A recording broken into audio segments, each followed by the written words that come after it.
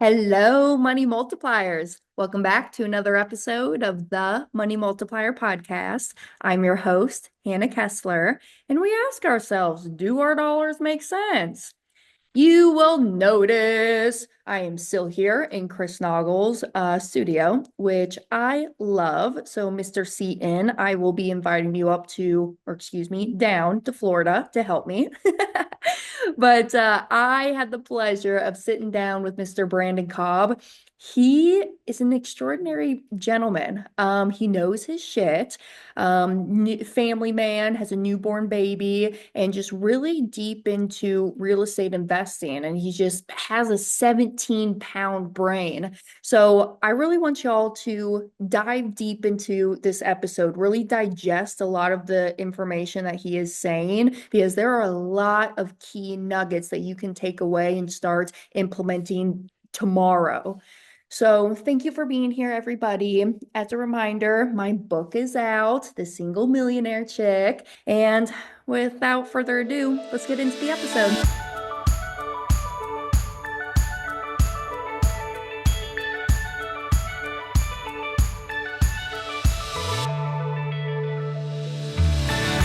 Mr. Brandon Cobb, it's a pleasure to see you here today. Thank you for joining me and thanks for coming on the podcast show. Well, thanks for having me on. It's an honor.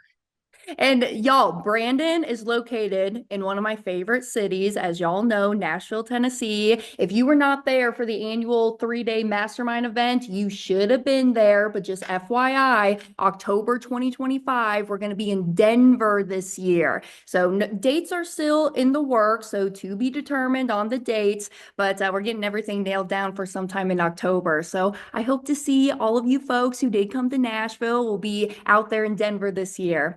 But I have Brandon on because I thought this would be a good attribute or contribution to how we can use some of the cash values in our policies to go put our little green men to work.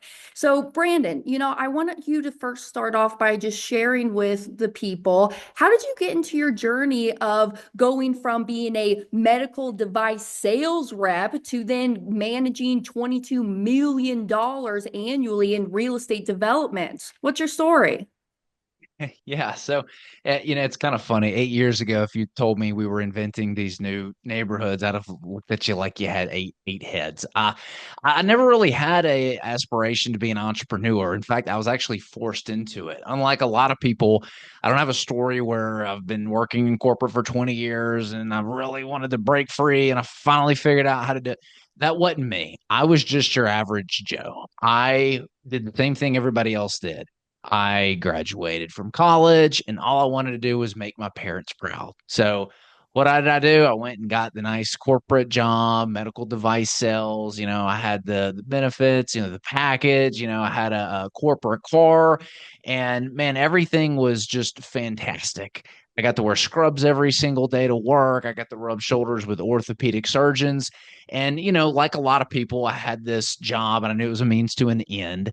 I knew I was working and building towards something. I wanted the freedom. I didn't want to have to work for every day. So I was maxing out my retirement accounts. I was doing the HSAs and the Roths, everything I was supposed to do. And then, that was all fine and dandy until one Friday afternoon, I got called to the Starbucks in my city over in West End. And I said, hey, I want to meet with you. I was coming off the best possible day you could have had as a sales rep. Like the other rep ticked the doctor off, just sold a bunch of capital equipment to the hospital. I sold like saws and drills and stuff and implants and allograft tissue. And I'll never forget going to that Starbucks, sitting down on a warm, sunny day in June. It was 2017. And you could smell the coffee. And before I could get it out of my mouth about how awesome of a day I had, my boss fires me. Ugh. And this was a complete shock. I had the, Rookie of the Year Sales Award and I love what I did for a living. I was, these medical device jobs, they like to pick out the single people because you can just work all the time, right? And that was me. I loved what I did. I didn't have any desire to go out and start my own thing, but I was forced into it. And that day I learned something that I would never forget, and that's nobody's going to look out for my financial well-being. You can be as loyal as you want to all these companies. put your blood, sweat, and tears into the corporate career. I know people who've worked for 30 years and all of a sudden the company goes under, they get fired. So, to me, nobody's going to look out for my financial well being but me. And so that started this path towards entrepreneurship. And I can't tell you how many failures I had on the way here. I thought I was going to be like a life coach. I like the Tony Robbins stuff. And so I started a life coaching business. Turns out not many people want to take life advice from a 27-year-old. I started a course on how to break into medical device sales. I go, hey, I did this. People have asked me how I did it. Maybe I can help out there. That failed. I started an online motivational blog. That failed.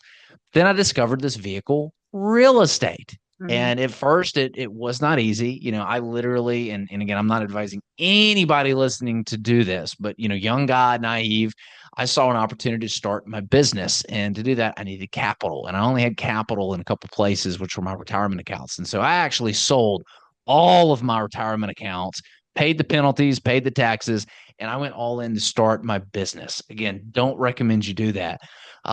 But, through the trials and tribulations, man, I ran out all that money. I had $100,000 in credit card debt. I had money that I lost my money on. And, I joked that once you run out of money, that's when the real learning started. And that case is true for me.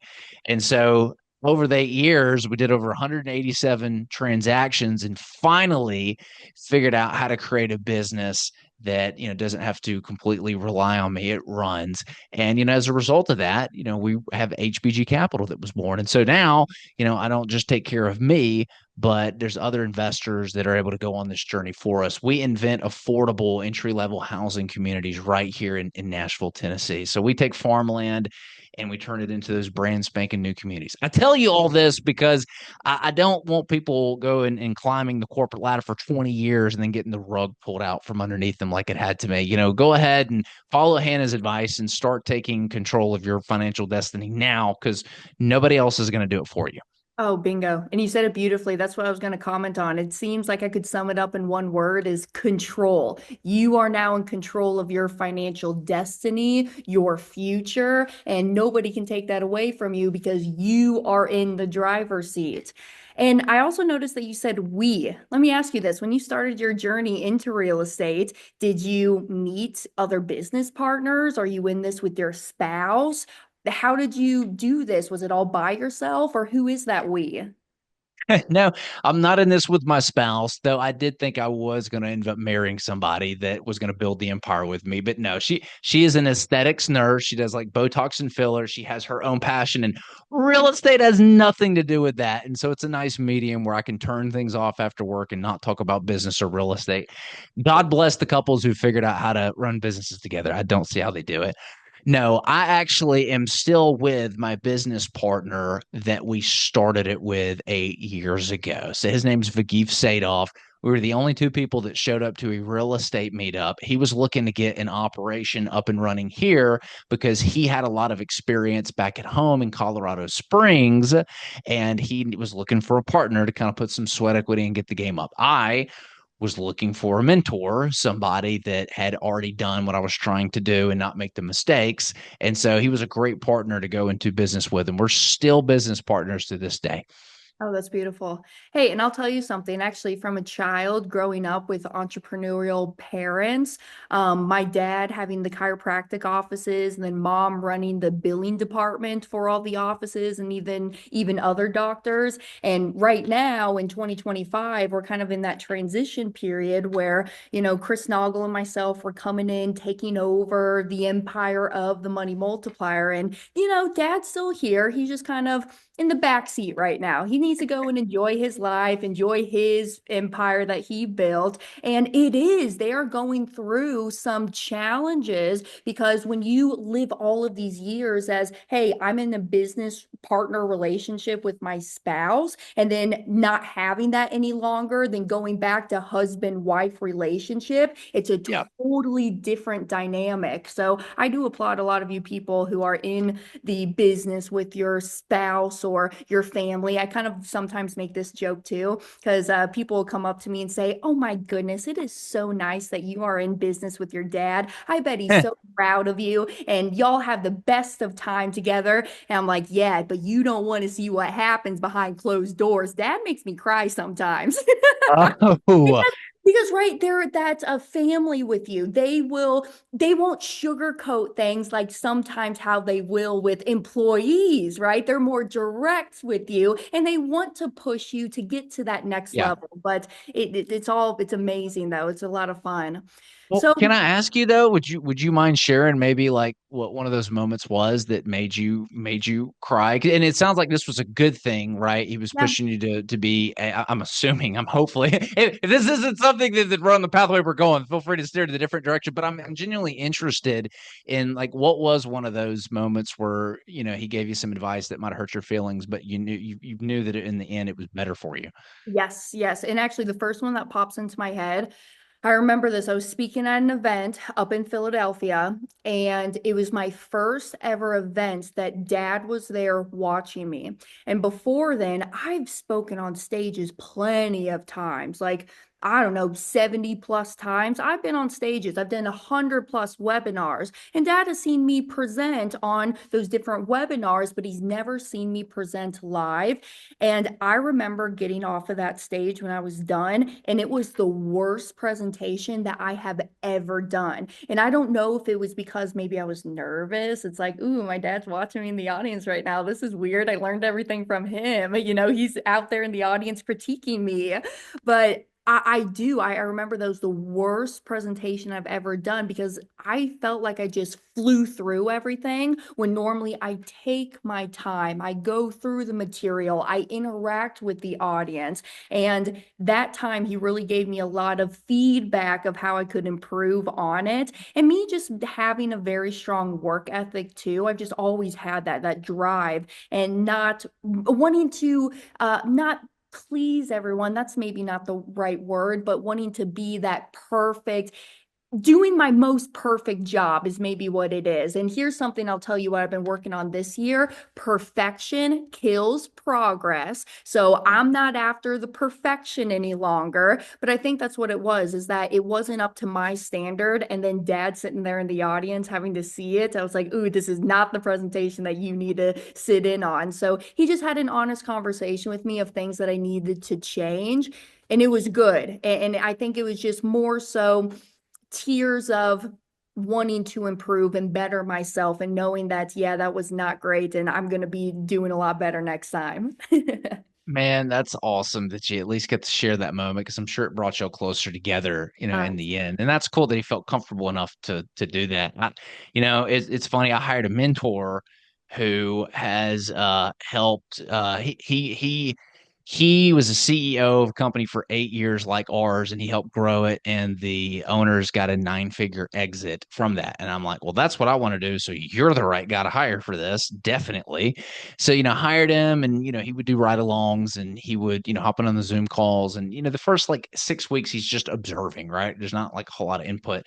And, I'll never forget, he sat me down and I was asking him, hey, what are some of the things we need to do? What do we need to work on? And I thought he was going to do a lot of working like on the business, like change this process and system here and that and hire this person. And surprisingly, 50% of the work that he was doing was actually on me. And he told me that, Brandon, if I'm being honest, you are the problem. Yeah. You're not the leader this company needs to get it to where it needs to go. And that hurt. That Yeah. was a lot of advice to take in. And that, still carries with me through this day. And luckily, we're able to work on some things. And now, as a result, I feel like I'm a much better leader. But it was surprising to hear him say that it hurt at the time, but it built me up later on, you could say. Yes. Even like my mentor right now, who I'm working with, he is telling me, he says, "Hey, I understand that you were mentored by a man who's 30 years older than you are. But it's really showing in how you communicate this message where you are not a 58-year-old man. You're a 25-year-old hottie, and you need to start channeling that inner 25-year-old hottie. So I feel you on that. There's just some things that at first maybe it stings a little bit and it hurts. But then once you really start dissecting it more and more and digging deeper into it, you're kind of like, ooh, you were kind of right. And I'm going to make some changes and I'm going to improve. And this is all the things that do make us better and better business owners or entrepreneurs or just people in general when you can really show up as your true, authentic self. So thank you. Thanks for sharing that story. Yeah, good stuff. Cheers to hard, cheers to constructive feedback. Yes. I want to ask you this because I was diving in a little bit about you and your company and HBG Capital. I guess, first of all, HBG, does that stand for anything? Yeah, it's funny when I introduce it, people, God, that first email when I would send it out, everybody would screw it up, and so we ended up having to change the back end of the email. But it's kind of funny. It's this company has morphed into something that's so different when it first started. Now we take farmland and we turn it into entry level housing communities. We're building these affordable neighborhoods, but when we first started, we were flipping affordable houses, and so HBG stands for house buying guys. We needed some kind of brand where when people went to the website or heard the name, they're like, oh, we know exactly what they do. And so we were doing a lot of marketing to motivated sellers that had fixer uppers that they couldn't sell or couldn't fix up. And we would buy those properties, rehab them, flip them. That's where it all started 8 years ago. Oh, that's awesome. It's kind of like how we came upon the name of the Money Multiplier. When you call me up and or even like when I'm sitting at the bank or maybe talking with somebody over the phone and they got to send me an email. Hey, send it to Hannah@themoneymultiplier.com. And they're like, Money Multiplier? Ooh, what's that all about? Can you share Yeah. that for me? So house buying guys is perfect because it's pinpointing exactly what you do. So all over the course of this time that you have been into real estate and investing, you've mentioned a follow the money strategy. And can you explain what this is and why it's so important for investors to understand? Yeah. Investing money is there's so much conflicted advice out there. You hear people like, um, Rich Dad Poor Dad say, diversify your funds, diversify. Then Mark Cuban's like, diversification is for idiots. And there's all these influencers that have achieved success financially that have literally direct conflicting advice. So the rule of thumb is that there's no right way to do it, right? There's people that get rich, I'm sure, trading stocks, people who do bonds, people who do real estate, people who do anything and everything. The rule, though, that I think is number one, never invest in anything you don't understand. Warren Buffett's famous for this. He missed out on the whole NASDAQ bubble, the tech stock boom, because he just didn't understand the internet or what was going on. And that was a huge boom. And he has done perfectly fine because he stuck to what he knew. Never invest in anything that you don't understand. The second is follow the money. And so, if I were to tell you, hey, I've got an opportunity to invest in toilet paper before this virus that takes over the world comes and all the toilet paper is going to be cleaned out of the shelves for months, would you be interested in that? You'd probably be like, oh, yeah, that's what happened during COVID, right? Doesn't matter what kind of economic event happened. If you were in the toilet paper industry, you were fine because money was going into that. And so you got to think of your investment as, is money going to, one, continue to pour into the area that you're investing? And number two, is money going to continue to pour into the asset class? And so, Detroit back in 2008, 2009, 2010, where the economics were literally population was shrinking, people were moving out of that Detroit area. That's not good. People have money and you want to go where the people are. And so that's an example of an area that you probably don't want to be investing in. Real world today, and I hate to say this, but look at it through this lens. There are certain states where there is a mass exodus. People are sick of being taxed to death. They're sick of being the income taxes. They're sick of the governments controlling everything. COVID kind of revealed this environment that we all knew was there, but made it very obvious, which is you got business friendly states and you got non-business friendly states. So there's been a pretty mass exodus of especially small businesses and large businesses, right? Elon Musk moving, I think it was like Twitter, Tesla, I can't remember, his companies to Texas. So there's a big mass exodus. So you want to make sure that you're in an area where money is going to continue to move through and you're paying attention to those trends. What are some of those trends? Well, are businesses moving there? There's really four big types of money. There's institutions, right? There's large corporations, you've got small businesses, and then you've got consumers. Those are the four types of money they're going to move to an area. And so you want to look at, okay, is this area doing really well? Take Nashville, for example. There's lots of other great markets, but I'm in Nashville and I know Nashville. From 2010, 2020, you could do a quick little Google search and find out how much publicly traded institutional money was being dumped into Nashville, Tennessee. And it's around $5-6 billion of downtown construction. Usually these are like the big apartments and the skyscrapers downtown. Right now we're in 2025. There's over $7 billion of construction. So we had 5 billion alone in like that 10-year period, and you've now got 7 billion today. So that's a exponential increase in the number of institutional money that's moving into an area. That's an example of institutional capital.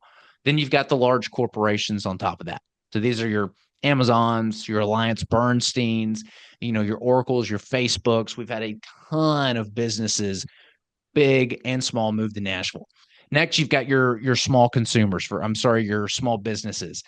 You can look at what the local commercial leasing space has done. How has that increased over time? Again, a quick Google search. You don't even have to go down the rabbit hole. That'll tell you what small businesses are doing in that area, whether or not there's growth or not.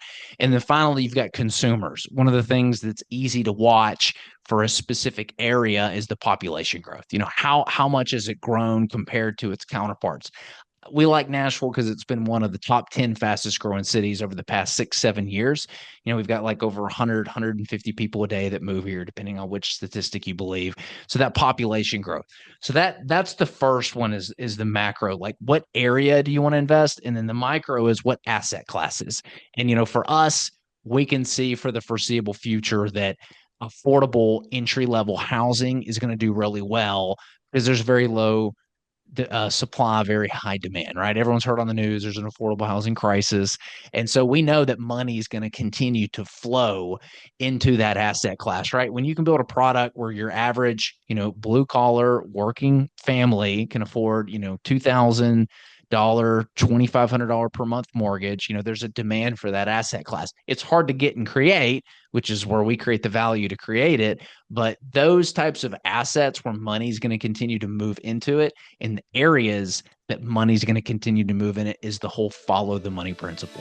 Hi, Money Multipliers. Pardon the interruption. If it's been a while or if you've never seen my presentation on the infinite banking concept, what I like to call the Money Multiplier method, click this link right here, themoneymultiplier.com/presentation. I'm telling you, 90 minutes of your time can completely change your family's financial future. All right, let's get back to the episode. Yes, and you broke that down so perfectly. Thank you. I guess here's my question. When you are going and doing this data and the research gathering, are there specific websites or places that people can go and see this stuff? What are some of your recommendations? Yeah. So, for example, let's talk about one of my favorite resources is grabbing a copy of the local business journal. Okay. So, like Nashville Business Journal or San Antonio Business Journal, New York Business Journal, they keep up with a lot of the local happenings there, a lot of the businesses that are moving there, the new institutions that are investing there. That is a great local resource that you can reach out to because every city has one or a couple, and you don't even have to buy the real the physical copy. Now everything's online. That's one that I really like to do. And honestly, a lot of the other stuff like commercial leases or population growth, it's a simple Google search. That is a great way to find it. One of the a couple resources that have very good data, like if you want to look at number of if you're a data nerd like I am and you really like to get into it, the St. Louis Fed So just Google whatever data you're looking for on the economy or a local area. For example, you could Google St. Louis Fed new construction starts Nashville, and it'll tell you like someone has gone to four of the surrounding seven counties and actually gathered the number of permits that are being pulled and can tell you what the new construction start look like locally.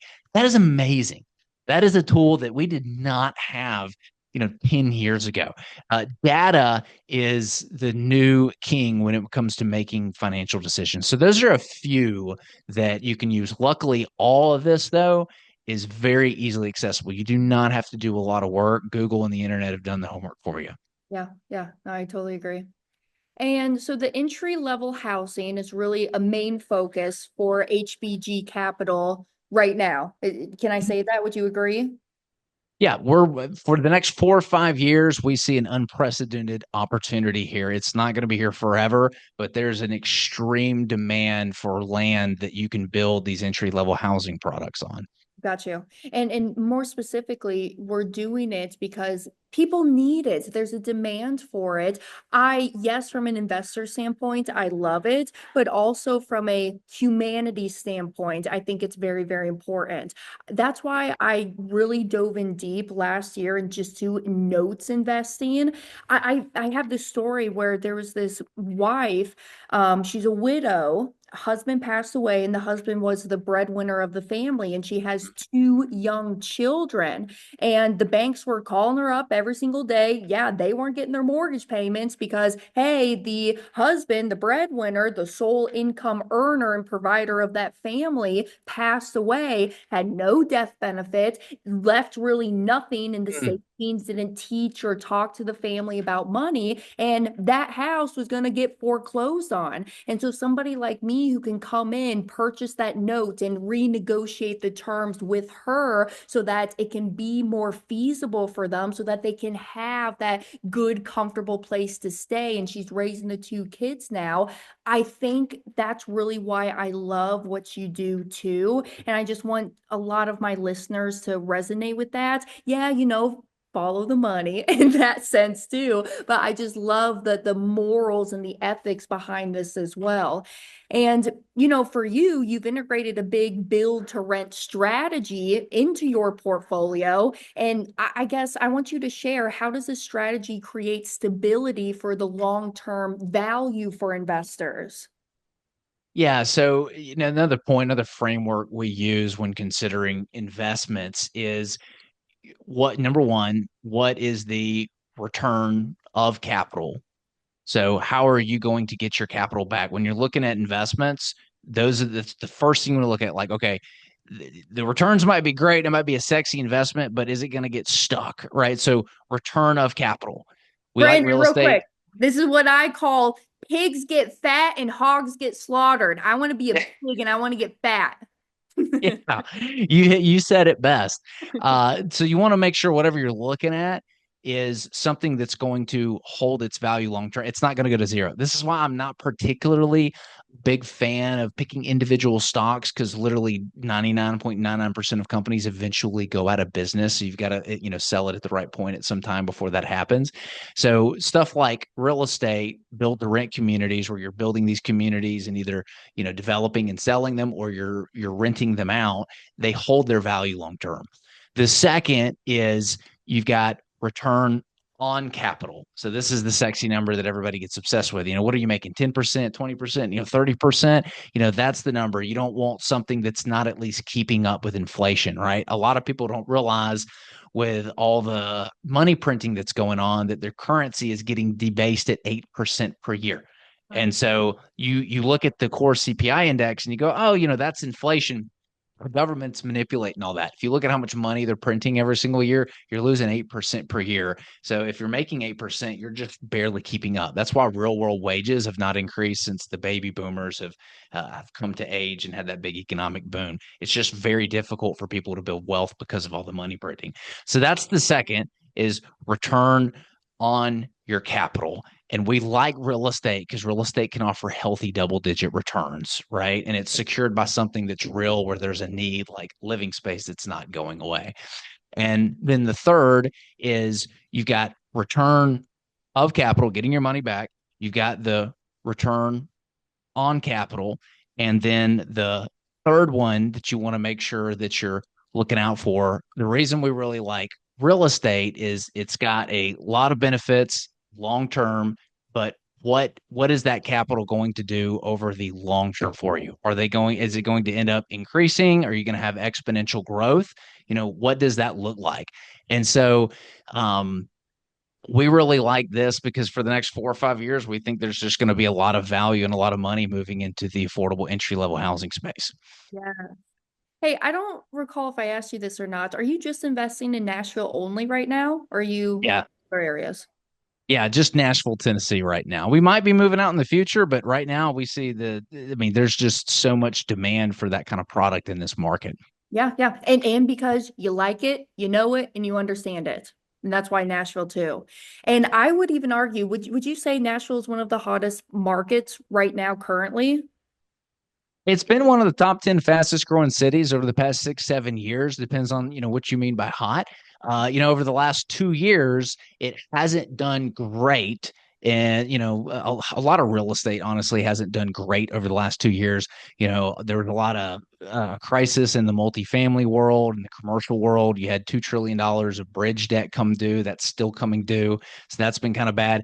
Housing has corrected. It had this amazing run for a while and it's kind of corrected now. So real estate's kind of been in the poo-poo the last 2 years, but it's created phenomenal buying opportunities. That's what a lot of people don't realize is that when the market corrects, that's the opportunity to jump in and buy it at great prices. So for that reason, depends on how you look at it. But yes, Nashville's been one of the top markets according to Bloomberg and Moody's and whoever else you want to listen Yeah. to out there. Yeah. And what would you say, so like kind of flipping it too, on the side of risk, what are some of the biggest risk in real estate development today? And I just want to ask specifically, how does your company, HBG Capital, mitigate those risks? Yeah, this is a great question. And there were a lot of hard lessons learned recently with the interest rate hike, right? There were a lot of hogs that got slaughtered because they were taking too much risk. Um, I'll kind of go through how we mitigate risk, and that might answer the question of what not to do instead of what to do. Yes. So, first and foremost, if you look at the recent events with like multifamily and commercial, the reason why those hogs got slaughtered is because they had one exit strategy. They could only rent it out and then sell it. So, take for example a build to rent community. If you're building a bunch of townhouse products, you can sell them to the consumers or you can rent them out and hold them. You have multiple exit strategies. With our land deals, you can buy the land and just sit on it, or you can develop the land, put the roads and utilities in, and you could sell it to a builder who can then build on it, or you can hold the land, develop the land, and actually build the houses. So it offers multiple exit strategies where other asset classes don't. That's one thing that I love about it is if you kind of get caught at one, you can move on to the next stage to be able to get an exit out of it. So number one is multiple exit strategies. The second, and this is another reason why multifamily and a lot of commercial got hit, is you need to have the ability to control the debt or be able to hold the asset long term. So, we're not a big fan of bank debt. We'll use it when we get the right terms, but having something where you control the debt, for example, on some of our deals, we have $0 in monthly payments. All of the monthly payments accrue to the lender. That allows us to preserve cash. And in the event that we get stuck with a deal, like interest rates go up and we can't sell it or something, we can just hold that asset and we're not stuck. We don't run out of cash to be able to service the note. And that plays into the third, which is the ability to hold the asset. So it has to be something that you can hold long term in the event that you get a 2008 or a nine, or the event that you get a black swan event where interest rate rises, right? Values go down, but they always go back up. So your ability to hold is going to be very important. Another is your time risk. When you put a house on the market, you're speculating that you're going to get a certain price. And you're speculating based on what other homes are selling for. one of the things that I love about our land deals is before we ever close on the deal or raise any money or stick a shovel in the ground, we have it pre-sold to a builder. And these are usually your triple A rated national home builders like Lennar, DR Horton, right? They're hungry. They've got to feed the machine. And so not having it pre-sold before you ever raise any money or do anything, it eliminates a lot of speculative risk and market risk, the time that it takes to go and actually execute on that project. So that's a really big part about what we do. And those are just a few ways of how we mitigate risk in certain deals that you can apply with any other investment, not just real estate. And HBG, are y'all 100% private investors? Are you doing some businesses with banks? Because the reason I'm asking this, I want to see your experiences. Some of my borrowers, I'm a big private lender in the real estate space, and there was some delay for a little bit because banks were pushing off closing dates for some of these bigger loans. Have you experienced that like last quarter four of 2024? Are you doing business with the banks and have you noticed any of that or nah, not really? Oh yeah, big time. So in the fall of 2022, when everything dried up, you could not get funding for anything. Like no banks wanted to lend. Banks have these buckets. So you could call one bucket the development bucket. The next might be the land bucket. The next bucket might be, consumer mortgages. The next might be commercial mortgages. And so they allocate a certain amount of lending to each bucket. And once that lending is full, that bucket is full, they don't lend on it anymore. What happened was the reason they weren't closing on any new loans is all their old loans did not get paid back because it was stuck in all this real estate that wasn't moving. And so they were telling people like, oh gosh, they don't that in order to keep the bucket full, you got to constantly be sort of filling it while it's coming out the bottom while you're getting paid back. And so they had made all these new loans in anticipation of getting their old loans paid back. But when that didn't happen, they got kind of stuck because they only have so much lending that their board will allow to do. And so we saw bank lending go to the sidelines. I mean, there for a year, you couldn't even get local bank financing for anything. And we had to just go the private route, 100% investors. There were still some private uh, funds that will lend to you like a bank. You're not going to get a bank rate and you're not going to get bank terms. They're not going to go up to 80% LTV, but there were still ways of getting capital out there. And so as a result, we were able to buy some fantastic deals that other people couldn't because we raise private funds, right? We work with a lot of private investors that want to make healthy double-digit returns, and because of that, we had access to capital that other people didn't, and it really made a big difference when the market did turn. But yeah, you're going to feel that for a little bit longer. They still haven't bounced back. Some are kind of coming around a little bit. It's all going to be dependent on interest rates. So watch what the Fed does. Good, good. And if my ADD is going off. I have two things I want to ask you. So where do I want to start first? I guess my first thing I want to ask you is that if I am an active investor and I am looking to deploy my capital somewhere, why should I choose you? Oh man. Well, I encourage people to do their research, right? We're not a great fit for everybody. We're very picky about who we work with. There's a certain profile of people that we want to work with. And so we turn quite a bit of people down, when we meet people. But, for us, we're a great fit for people who want to diversify into the affordable housing space, specifically land, where we take these entry level products and we put them on farmland. So we're converting farmland to these entry housing communities. And in the process, we create a ton of equity. If you like the idea of investing in that affordable housing space, there's a ton of resources on our website, hbgcapital.net. I joke it's pronounced Harry Bob Gary Capital.net. The .com was stolen, so we got the .net. But on that website, you can grab our free ebook, 100 Questions Business Owners Ask Before Investing. And that's every question you should ask before investing. The reason why I wrote that book is I had a call from one of our investors who asked if I would help one of his buddies who lost 100% of his investment in a real estate investment that he lent money to. Wow. And after hopping on the phone call with this gentleman, it became very evident that he was just green. He did not know what questions to ask to vet the operator. He did not know how to vet the deal. He was just completely green. And as a result, he lost 100% of his investment. And I got off that call and I said, if I could just prevent this from happening to one other person, why would I do that? And so that's why I wrote the book, 100 Questions Business Owners Should Ask Before Investing. So if you go to the website, you can get that book. It's completely free. There's a lot of other free resources on our website under the education system. And then, if you want to learn more and get to know us and make a decision on whether or not you think it'd be a fit to book a call with us, you can listen to our podcast, The Recession Resistant Real Estate Radio. I love it.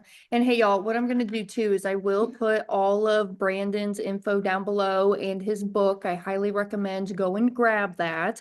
And Brandon and I were kind of chatting offline before we got in here to recording this, but Brandon is familiar with the infinite banking concept because I know us when we're out there going to a whole bunch of real estate meetups and RIAs and different things. It seems like nobody understands whole life insurance and the power of a properly structured whole life policy.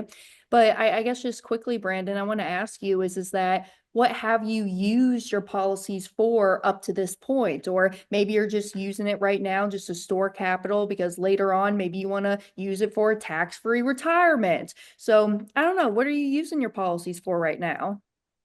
This investment strategy is fantastic if you want to build wealth and have it start to accumulate in the policy, and you can borrow against it and pretty much do anything that you want for it.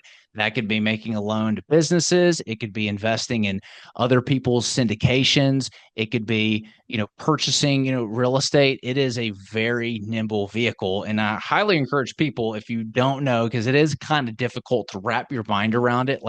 Visual representations are like the best for this particular strategy. Is you got to go and check out Hannah's stuff, because I do think you do a good job of breaking that down and making it easy to understand. Thank you. Thank you. And I guess last thing I want to ask you is that, this has been rewarding. I think if you do look back on your life, going from the medical sales route to now here being a real estate investor, entrepreneur, what would you say has been the most rewarding thing that has came from this transition? Just the journey. People think that it's about the end result. After you make a certain amount of money, you really have to think about what you want to do with your life. What do you wake up and do every single day? For me, it's all about the journey. I am so excited to see, who I am, 10, 15 years from now, with all the setbacks and all the difficulties. Like, I just like doing hard things. It's a lot of fun. So I've really enjoyed seeing who I become in the process. Oh, that was a very good answer. Very good. And as we progress into 2025, do we have any big goals for HBG and different innovations that y'all are working on? Yeah, my goal, I'd like to double from 20 million to, 40 or 50. Hopefully, we've got Yeah. the opportunities in the pipeline. So we've got the deals there. We just need to be able to partner with the right people, raise the capital to be able to do it. We've got the infrastructure and the team in place. So seeing my business double would be really fun. I've got a vision board with my stuff on it downstairs with my wife. Like, I've got hers and mine next to each other, and we put the stuff. Getting our newborn to sleep through the night is definitely one that I'd like to get through in 2025. And then we're also set to move closer to my parents as well, because they want to be closer to their new grandbaby. So, I like to break things down into body, being, balance, and business. So, for business, it's doubling, getting better as a leader. For like my body, is just to stay at 185, 190. There might be some cool things that I implement this year. I think I want to get my epigenetic test done to see what my epigenetic age is. For my being, it's just to get a little bit more spiritual. I've not read any spiritual books before, so I think I might go down that route. And then as far as balance goes, man, I've really knocked this one out of the park. Every single year, I do a mom-son trip to somewhere historic. She's a history teacher, and it's somewhere that she's taught for 25 years but never gone. So I want to continue that. I do a annual sibling trip with my brother and sister. We went to Sedona a few months ago. So this year, I don't know where we're going to go, but I want to keep that going. And then my dad and I do an annual father son trip where we just connect, and it's always something that he likes. Normally, it's something with bourbon in it because he likes bourbon. So we've done the bourbon trail in Kentucky, the whiskey trail in Tennessee. And so just keeping that tradition going. I'm trying to create a tradition now with my nephews because I think that they're of age where they can actually get out and do stuff. They're 6 and 8 years old, about to be eight. And so that's like my new tradition that I want to create annually is creating my nephew trip. Yes, That's what I've got on the agenda for 2025. and congratulations on the newborn. So hopefully you get more sleep this year. Yeah.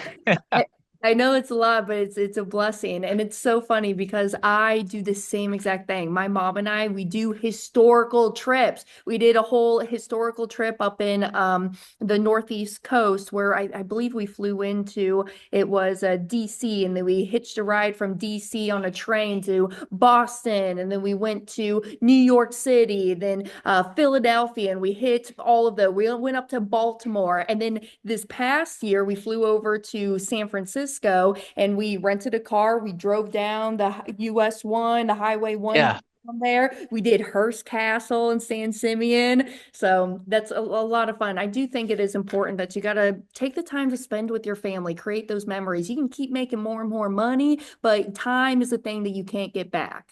So 100%. What do you got on the list for 2025?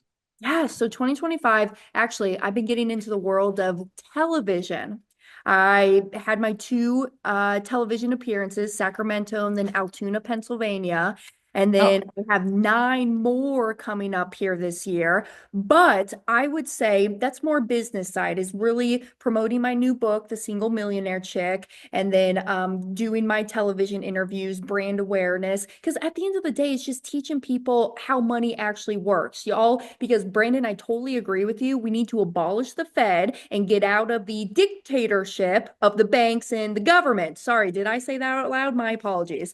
But it's important to start taking back the control of you and your money. So, yes, business wise, getting the message out there about how money really works and the banking business in your life, but more so personal. We have a lot of trips planned with the family. I'm taking my grandparents camping in the Smoky Mountains. They love to camp. The siblings and I, we have a Florida Keys trip planned. They like to go offshore fishing. It's not my most favorite thing to do, but I'll go and I'll go get a nice tan. And then actually every year we have annual family banking meetings. And this year we have a trip to Croatia, and we're going to extend it out a little bit longer and hit Germany. And during that time that we're in Germany, I've never been, we're going to really sit down and walk through what is the family banking system doing this year? What are we purchasing? What are the different investments and the cash flow? Hey, do we have the wills and the testaments all up to date? Do we need to make some changes to maybe the policies of the trust owning it, the trust being the beneficiary of them? So wow. it's a lot more, I would say, getting back to center with family. I would say last year we did not do as great of a job just because of all the stuff that was going on with the business and transitions happening. But I'm excited for this year because we got a lot of cool things with the family now all involved in it. So a lot of fun trips. Actually told my people that this year I was going to be slowing down on my travels. That is not happening. I'm You're turning sorry. it up. That's a lot of trips with family. That's exciting. It is. It'll be good. It's going to be a good year. Yeah, So, I challenge people to, a lot of people think you got to make a lot of money to start doing the things that mean the most to you. And because if you ask people, okay, if you got a million bajillion dollars, you won the lottery, what would you do? Everybody says the same thing. Well, I'd go on that dream vacation. I'd spend more time with family. You don't need more money to do that. I have like 4 weekends a year that I go and I do these trips, and they're not super expensive weekends either. And man, we just get so much joy because of the level of quality time that we get to spend together. And that's what life's all about. So I would, challenge everybody listening that, don't wait to retirement to start doing the things that you want and spending more time with your friends and family. 100%. Say it louder for my people in the back. I would challenge everybody to go spend more time with friends and family and do the things that you want. Don't wait till retirement. Yes, sir. Yes, sir. All right. As I promised, I'm going to leave all of your information down below in the show notes. But one more time, how can my people find you?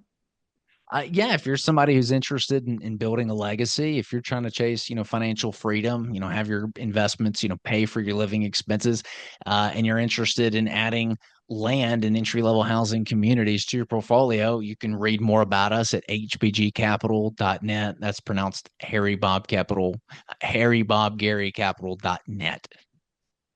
I gotta tell you this though. My old email address, it's an SBC Global email address. So anytime I'm giving that over the phone, Yeah. samboycatglobal.net. I feel you. Because yeah, it mixes up. Everyone's like HBGY, and it blends together. So I'm like, let me just spell it out for you. So thank you. Actually, I would like to have you back on too. So thank you for being here, just sharing your insightful knowledge in the conversation with my community. And we're going to keep building this thing. It's going to be a great, great year. I feel the energy in the air. It's going to be a really good year. I love it. Thanks. I really feel honored. Appreciate you having me on. Isn't he a cool freaking guy, y'all? So, a lot of fun. And he lives right there in my favorite city in America. Okay, probably not my favorite city. I got a lot of favorite cities, but next time I'm in Nashville, I will be seeing Mr. Brandon. I'm very interested in what he is doing this year. He's got a great reputation. A lot of my people in the community recommended and love him. So I just wanted to bring additional services and things, for lack of better words, that y'all could be doing with your financial life and the monies that you have that are just sitting there in your policies and you want to go put the little green men to work, is what I like to say. So, thank you for being here again for another episode. I am here every single week, every Tuesday, new episode launches. Hit the subscribe button, hit the bell icon if you're watching me on YouTube to get notified when a new episode airs, and reach out to me. I want to hear you. Drop a comment down below or send me an email, podcast@themoneymultiplier.com, and that's how you can get in contact with me. So, good night, Money Multipliers, and I will see you next time.